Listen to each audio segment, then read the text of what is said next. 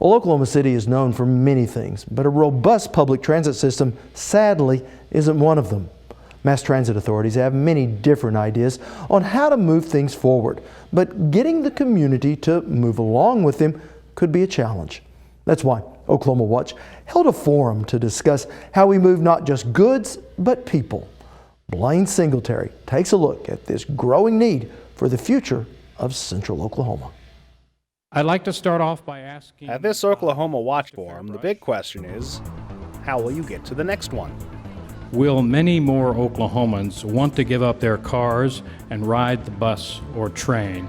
And if so... None of these three leaders in Central Oklahoma's mass transit suggested anything that radical happening, but they did say that transit options in the Oklahoma City area are growing, and the community is ready for them to do so. So I think a lot of Oklahomans, particularly those in the Oklahoma City metro area, are definitely ready to begin using local bus service and utilizing the potential of trains in the future. That's Jason Fairbrush, administrator for the Central Oklahoma Parking and Transit Authority. He says you need look no further than the fact that this forum is happening in the first place to see that public transportation is gaining momentum in OKC. And I say that because since implementing some of our enhancements to our local bus system back in 2014, we've seen about a 9.5% increase in passenger trips. And I think we're going to see that same trend when we look at the modern streetcar and in the distant future with rail as well. In Fairbrush's view, if you build it, they will come. And they have a long wish list. Along with the rail and streetcars, we could see such things as fixed guideways throughout the entire region. But with high projections for population growth in the Sooner State, especially in the Central Oklahoma region, that if needs to be a when, as Lauren Branch, former chairman of the OK Alliance for Public Transport, says. The Oklahoma City area is still, per capita, one of the lowest funded transit systems in the country. We have limited service on weekends. We have limited service at night. Really impacts people's ability to access the wonderful things that we have here in Oklahoma. And without a more robust public transit system, some business may not even move to Oklahoma in the first place. It's the young professionals who really view that component of a community as a quality of life issue. Doctor issue, medical issues are always a problem, getting to the grocery stores. And transit authorities have plenty of ideas they can't wait to implement.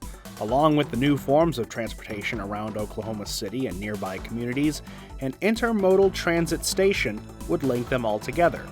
But in order to do any of that, they need to get these regional communities on board.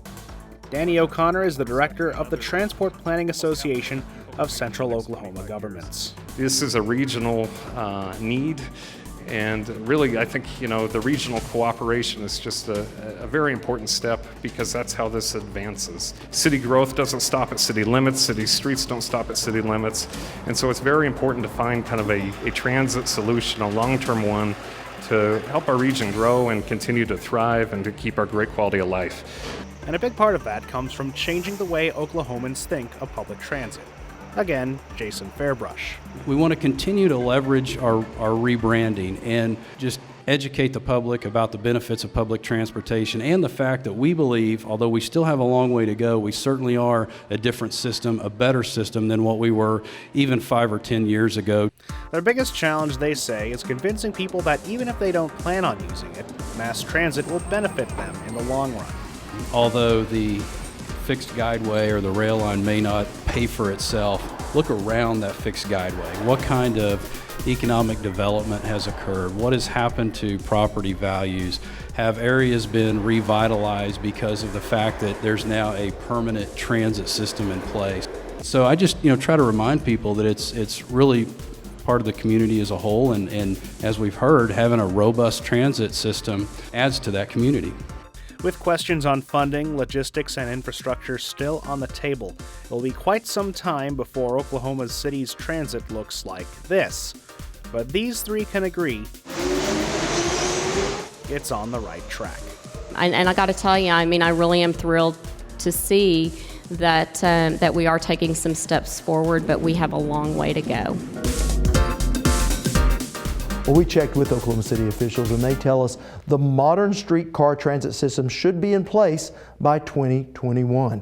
And you can check out their proposed routes on their website at okc.gov.